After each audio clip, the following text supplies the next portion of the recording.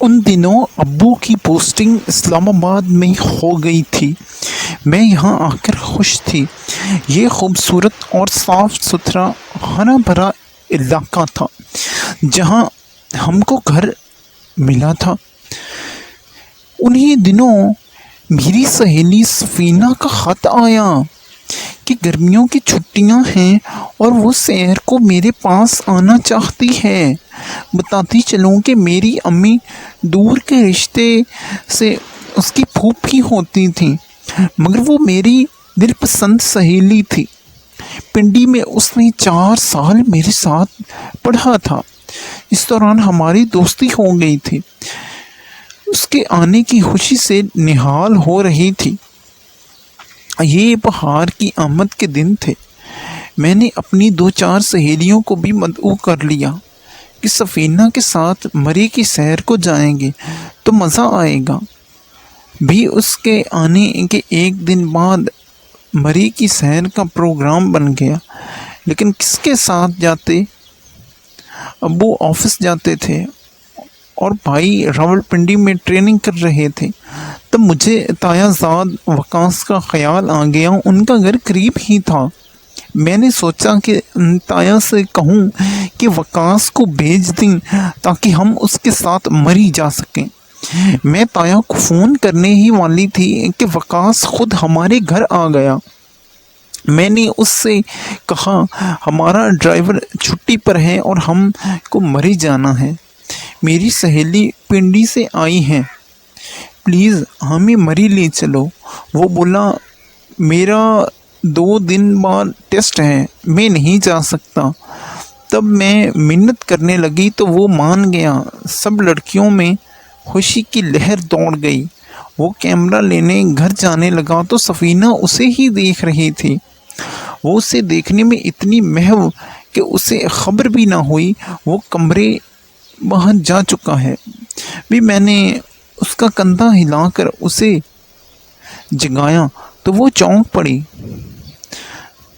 बनो जाग जाओ, वो तो चला गया है। अब किसे घूरे जाती हो? क्या कोई बुरा ख्वाब देख लिया है? बहुत अच्छा ख्वाब है, शीरी ने कहा। अच्छा ही नहीं बल्कि बहुत सुहाना है। राबिया ने भी गिरा लगाई। हम सुन हंसने लगे। सफीना मगर हंसी ही नहीं, क्योंकि उसकी तवज्जो हमारी जुमलाबाजी पर थी ही नहीं। वो तो अपने ख्यालों में गुम थी। हम कार में बैठे गए। वकास सारा रास्ता गाड़ी चलाते हुए खामोश रहा, जबकि सफीना उसको मुतवज्जा करने की कोशिश करती रही। बहाने बहाने से उससे बात करती थी, लेकिन वो संजीदा लड़का किसी की तरफ मुतवज्जे होने वाला नहीं था। जब हम शहर से वापस आए तो मैंने सफीना को समझाया कि वकास आम लड़कों जैसा नहीं है। उसकी तवज्जो अपनी पढ़ाई पर रहती है। वो अपना मुस्तकबिल बनाना चाहता है, फजूल बातों को पसंद नहीं करता। लिहाजा आइंदा तुम इसको अपनी जानिब मुतवज्जे करने की कोशिश मत करना। वो खफा हो गया तो बुरा होगा। वो बोली, जो हो सो हो, मैं तो उससे मुतवज्जा करके रहूँगी। मैंने सोचा कि ये पहली बार मेरे घर आई हैं, अब क्या उसके साथ सर खपाऊँ। 1-2 दिन मैं खुद ही वकास के रूखे फीके रवैये से उसके मजाज को समझ जाएंगे। उन्हीं दिनों भाई की छुट्टियां हो गई तो वकास सुहेल से मिलने हमारे घर आने लगा।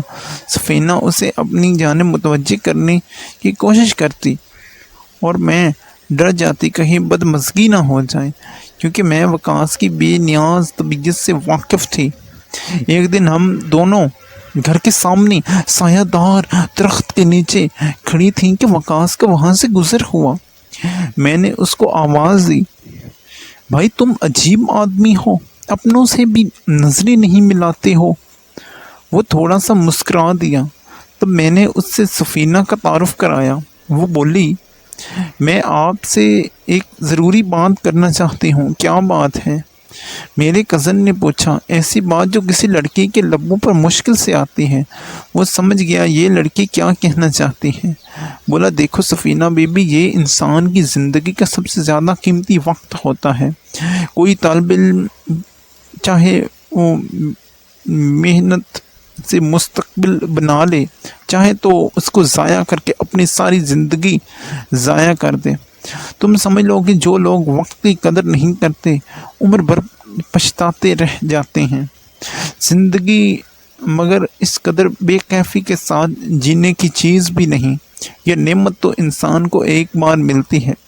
سفینہ نے جواب دیا، تم صحیح کہہ رہی ہو، اس عمر میں لڑکیوں اور لڑکوں کو پیار و محبت کے معاملات بہت مرعوب کرتے ہیں، اسی وجہ سے تعلیم پر بھی منفی اثرات مرتب ہوتے ہیں اور لڑکوں کا کیریئر تباہ ہو جاتا ہے۔ وہ سنجیدگی سے یہ باتیں کر رہا تھا۔ سفینہ گمسم کھڑی تھی، کچھ نہیں بول پا رہی تھی، لیکن وقاص کی باتوں نے اس پر منفی اثر کیا۔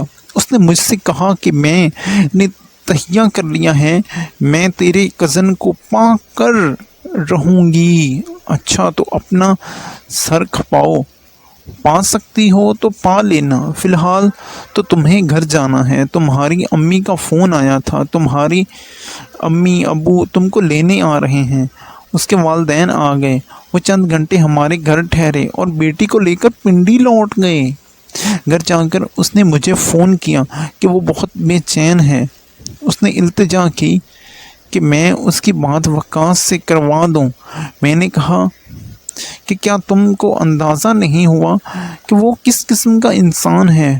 وہ میری بات نہیں مانے گا، تم مجھ سے بھول جاؤ۔ 1 سال بعد وہ اپنے والدین کے ہمراہ دوبارہ آئی، میں اسے دیکھ کر خوش ہو گئی۔ ان دنوں سخت بور ہو رہی تھی اور وہ خزاں کے موسم میں بہار کا جھونکا بن کر آ گئی تھی۔ موسم گرما میں یہاں کے دلکش مناظر سے لطف اندوز ہونے والے خوش نصیب ہی ادھر آ سکتے ہیں۔ میں اکیلی تو سیر کو نہیں جاتی تھی، لیکن وہ جب آ جاتی تو نظارے گویا خود آواز دے کر مجھ کو اپنی جانب بلانے لگتے تھے۔ ہم کھلے سبزہ زاروں میں گھومتی پھرتی، میں خوش تھی، مگر پڑھاکو لوگوں کا ایسے موسم میں بھی برا حال تھا۔ وہ پڑھائی میں غرق تھا، اگرچہ چھٹیاں تھیں مگر چھٹیاں اس کے لیے کوئی معنی نہیں رکھتی تھی۔ جن کی نظر اپنے مقصد کے حصول پر ہو ان کی فراغت کھلتی ہے اور ان کے سب دن ایک جیسے ہی ہوتے ہیں۔ یہی حال میرے اس کزن کا تھا۔ سفینہ جان بوجھ کر مجھے اس کی جانب لے جاتی تو وہ اور تنگ ہو جاتا، مجھ سے کہتا کہ تم یہ کیا میرا وقت ضائع کرنے آ جاتی ہو۔ میرا دھیان پڑھائی سے ہٹ جاتا ہے، میں پریشان ہو جاتا ہوں۔ برائے مہربانی اپنی مہمان کو میرے سر پر مت مسلط کرو۔ میں سفینہ کو لاکھ کہتی کہ اسے بے جا تنگ نہیں کرنا چاہیے، مگر وہ نہ مانتی۔ لگتا تھا وہ میرے گھر آتی ہی وقاص کی خاطر ہے۔ میں اسے چپکے چاہتی ہوں، تبھی بس ایک نظر دیکھنا چاہتی ہوں، اسے تنگ تو نہیں کرتی۔ یہ بات درست تھی، سفینہ اسے تنگ نہیں کرتی تھی۔ وقاص بھی مہمان نواز تھا، لیکن میری سہیلی میں جانے کیا بات تھی کہ اس کو دیکھتے ہی وہ پریشان ہو جاتا تھا۔ شاید سفینہ کی نظر کرم اسے خائف کرتی تھی، کیونکہ وہ ایک بے باک لڑکی تھی، کوئی بات کہنے سے ہچکچاتی نہیں تھی۔ انہی دنوں میری سالگرہ تھی۔ دعوت میں سفینہ نے وقاص سے کہا کہ تم تیار ہو کر کتنے اچھے لگ رہے ہو، یقیناً جب دلہا بنو گے تو بہت اچھے لگو گے۔ ہاں کیوں نہیں، میری منگنی ماموں زاد شہلا سے ہو چکی ہے اور ہماری عنقریب شادی ہونے والی ہے۔ میں جب دلہا بنوں گا تو تم دیکھ لینا کہ کتنا خوبصورت لگوں گا۔ یہ سنتے ہی سفینہ کا چہرہ مرجھا گیا اور وہ خجل سی دکھنے لگی۔ بھری محفل میں اسے ایسی بات سننے کی توقع نہ تھی۔ تبھی میں اس کو ایک طرف لے گئی اور کہا، سن لیا، اسی لیے تم کو سمجھاتی تھی کہ اس سے ایسی باتیں نہ کیا کرو۔ وہ بولی، کیا کروں، اس دل کا اس کے خیال سے خود کو ہٹا نہیں سکتی۔ کوئی بات نہیں، اسے کرنے دو شادی، مگر میں بھی اسے پا کر رہوں گی۔ اگر تم کو ضرور اس کی دوسری بیوی بننا ہے تو بن جاؤ۔ میں نے جل بن کر کہہ دیا۔ انہی دنوں سفینہ کے والد کی پوسٹنگ بھی اسلام آباد ہو گئی۔ میں خوش تھی کہ میری سہیلی ہمارے نزدیک آ گئی تھی، مگر وقاص کو خوشی نہ ہوئی، اس کو الجھن ہوتی تھی۔ سفینہ کی موجودگی سے وہ اب ہمارے گھر اکثر آتی۔ وقاص موجود ہوتا تو بس چپک کر بیٹھ جاتی اور گھر جانے کا نام نہ لیتی۔ تب وہ ہی اٹھ کر چلا جاتا تھا۔ ایک دن سفینہ کے والد نے شادی کی بات چھڑی تو میری سہیلی نے منہ پھاڑ کر کہہ دیا کہ میں شادی کروں گی تو صرف وقاص سے، آپ لوگ میرے لیے اور کوئی رشتہ تلاش نہ کرنا۔ بیٹے کی اس دیدہ دلیری پر ماں باپ حیران رہ گئے۔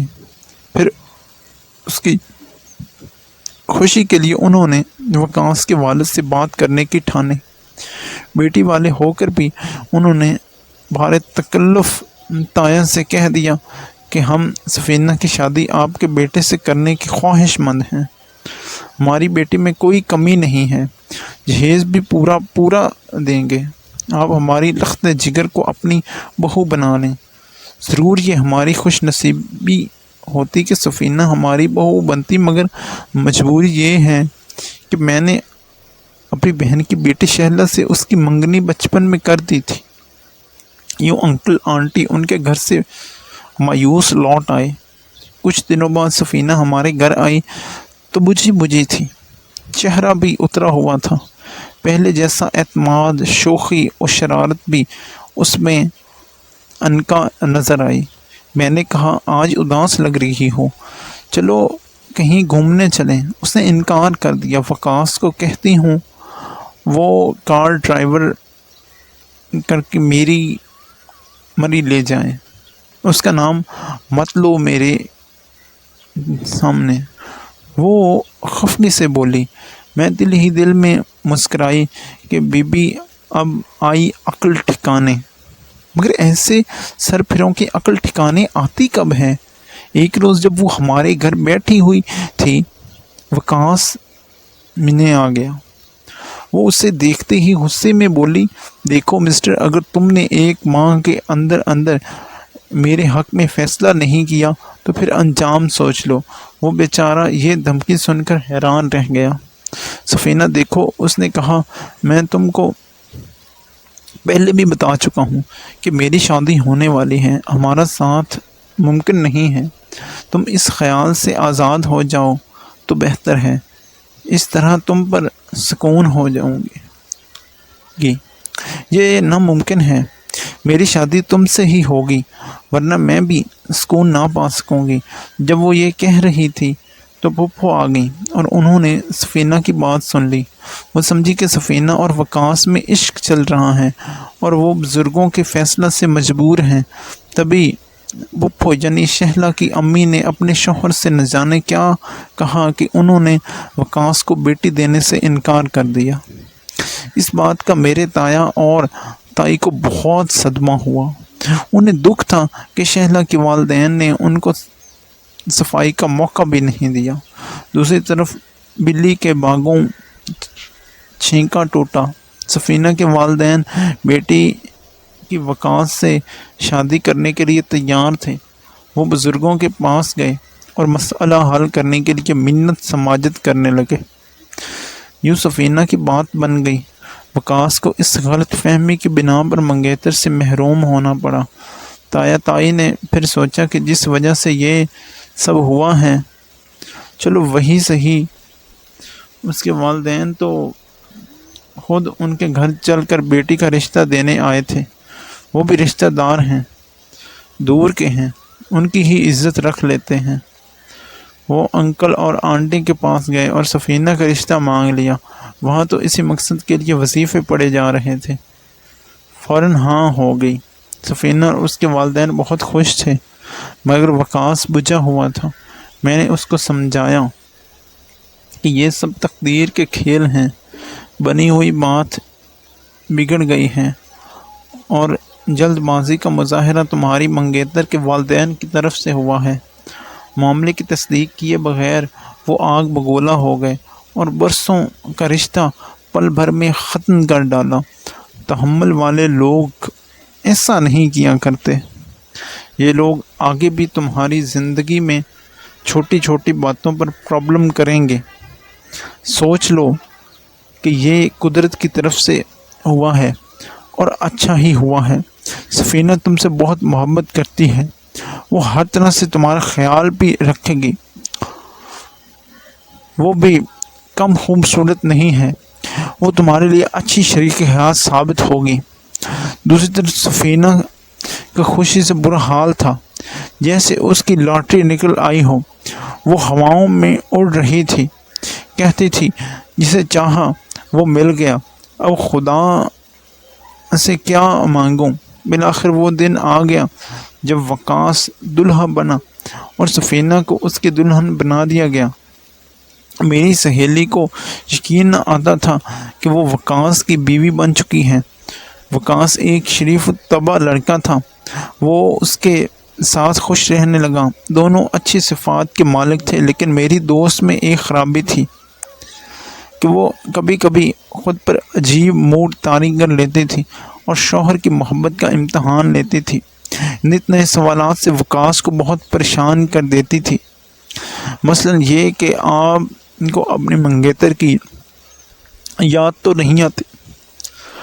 کبھی کہتی کہ کیا آپ کسی لڑکی کے ساتھ گھومتے پھرتے ہیں؟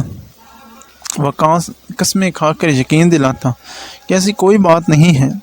جب وہ قسمیں کھا رہا ہوتا تو وہ بہت خوش ہوتی اور یہ باتیں اسے مطمئن کرتی، لیکن چند دنوں کے لیے کچھ روز بعد پھر اسی کیفیت میں مبتلا ہو کر پھر سے اسی قسم کے سوالات کرنا شروع کر دیتی۔ اس صورتحال سے وقاص بہت پریشان رہنے لگا۔ وہ جتنا پریشان ہوتا، سفینہ اتنی ہی محفوظ ہوئی، وقاص محظوظ ہوئی۔ وقاص اپنی صفائی پیش کرتے کرتے چڑچڑا ہو گیا۔ ایک روز جب سفینہ اس کو اوٹ پٹانگ سوالات سے پریشان کر رہی تھی تو وہ چیخ اٹھا، بولا کہ خبردار، اب اگر تم نے مجھ پر الزام تراشی کی، میں ہمیشہ کے لیے تمہیں اور اس گھر کو چھوڑ کر چلا جاؤں گا۔ ان کی شادی کو 2.5 سال ہو چکے تھے۔ اللہ نے ایک چاند سی بیٹی بھی دے دی تھی، مگر سفینہ اپنی عادت سے باز آنے والی کب تھی۔ ایک دن پھر اسے دورہ پڑا۔ اس روز وقاص دفتر سے تھکا ہوا آیا تھا۔ اس نے گھر میں قدم رکھا ہی تھا کہ سفینہ نے پھر سے وہی باتیں شروع کر دیں۔ آج کیوں دیر سے آئے ہو؟ دیکھ رہی تھی کہ صبح خاص طور پر تیار ہو کر گئے تھے، پرفیوم بھی لگایا تھا۔ کس سے ملنے گئے تھے؟ کون ہے وہ؟ مجھے بھی بتاؤ نا۔ وقاص اس وقت کسی کاروباری پریشانی میں تھا۔ بیوی کے ان سوالات نے اس سے برافروختہ کر دیا۔ اس نے چلا کر کہا، ہاں میری ہے کوئی محبوبہ، ملنے جاتا ہوں۔ روز میں اس سے کہوں کیا کر لو گی؟ جو بگاڑ سکتی ہو بگاڑ لو، میں اس سے ملتا ہوں اور آئندہ بھی ملوں گا۔ تم کو رہنا ہے رہو، نہیں تو اپنے میکے چلی جاؤ اور میری جان چھوڑو۔ ہمیشہ وہ قسمیں کھا کر پیار سے اس کے ساتھ محبت کا اقرار کرتا تھا، مناتا تھا، مگر آج بات الٹی ہوگی۔ وہ شوہر کے اس رویے پر ہکا بکا رہ گئی۔ آج وقاص پرہیجانی کیفیت طاری ہو گئی تھی۔ وہ اس کا سامان اٹھا کر پھینک رہا تھا۔ پہلے تو وہ ایسا جھگڑا کھڑا کر کے لطف لیتی تھی، آج ڈر گئی۔ اس نے سوٹ کیس میں چند کپڑے رکھے، رکشہ لیا اور بچی کے ساتھ میکے آ گئی۔ وقاص نے اسے نہیں روکا۔ والدین نے سمجھایا کہ سفینہ قصور تمہارا ہے، اگر ہر وقت بیوی شوہر سے سوالات کرے گی تو وہ پریشان تو ہوگا، اب رونے کی بجائے صبر کرو۔ جب وقاص کا غصہ ٹھنڈا ہوگا وہ خود تم کو منانے آ جائے گا۔ ادھر وقاص نے بھی اب گھر میں رکنا مناسب نہ جانا۔ سوٹ کیس اٹھا کر وہ چلا گیا۔ وہ کسی کو بتا کر نہ گیا تھا کہ کہاں جا رہا ہے، اب تک کوئی رابطہ کیا تھا۔ یوں ہی 1 سال گزر گیا۔ گھر والے اسے تلاش کر کر کے تھک گئے، اس کا پتہ نہ چلا۔ والدین، بہنوں اور خود سفینہ کا برا حال تھا۔ دن رات سبھی دعا تمہیں کرتے کہ وہ لوٹ آئے یا اس کی کوئی خیر خبر ہی آ جائے۔ ایک دن سفینہ صبح سو کر اٹھی تو آنگن میں چارپائی پر ایک تابوت رکھا ہوا دیکھا۔ وہ حیران رہ گئی۔ تابوت پر لکھا تھا شہید وقاص احمد۔ یہ پڑھتے ہی وہ بے ہوش ہو گئی۔ جب ہوش میں آئی تو بین کرنے لگی۔ کسی نے کہا ہوش کرو، شہید کی موت پر رونا اچھی بات نہیں۔ وقاص کی والدہ اور بہنوں کی آنکھوں سے بھی آنسو جاری تھے، مگر وہ بھی ضبط سے کام لے رہی تھیں کیونکہ رونا منع تھا۔ سفینہ نے جب تابوت کے اندر جھانکا تو وہ خالی تھا۔ یہ تابوت صبح وقاص کے دوست پہنچا گئے تھے۔ بات دراصل یہ تھی کہ وہ خفا ہو کر ایک دوست کے پاس چلا گیا، اسے اپنی پریشانی بتائی کہ اس کی بیوی اس سے طرح طرح کے سوالات کر کے ہر وقت اس کو بے سکون کرتی ہے، جبکہ وہ اس طرح کا آدمی نہیں ہے، اس لیے وہ اب گھر چھوڑ چکا ہے۔ تبھی اس کا دوست اس کو جہاد پر لے گیا جہاں وہ شہید ہو گیا۔ شہادت کے بعد اسی دوست نے گھر والوں کو اطلاع دی اور ایک تابوت بھی بھیج دیا کہ شہید کی یاد تازہ ہو، جبکہ وقاص کو تو وہیں دفن کر دیا گیا تھا جہاں اس کی شہادت ہوئی تھی۔ سفینہ اب روتی تھی اور کہتی تھی کہ میں نے اپنے محبوب شوہر کو خود ہی کھویا ہے۔ میں اس کو ناحق تنگ کرتی تھی، ستاتی تھی، تبھی وہ اس راہ پر چلا گیا جہاں سے کوئی لوٹ کر نہیں آتا۔ اس نے تو شہادت پائی، مگر میں نے کیا پایا؟ اگر میں اس پر ناحق الزامات نہ لگاتی تو وقاص مجھے اور میری بچی کو بھی چھوڑ کر نہ جاتا۔ خدا جانے اس کے ساتھ کیا ہوا۔ مگر سفینہ دن رات اس افسوس میں جلتی رہتی ہے کہ میں نے اسے خود کھویا ہے، جبکہ مجھے اس کو کھونا نہیں تھا۔ منتوں سے حاصل کی ہوئی محبت کو بھلا کوئی ایسے کھوتا ہے؟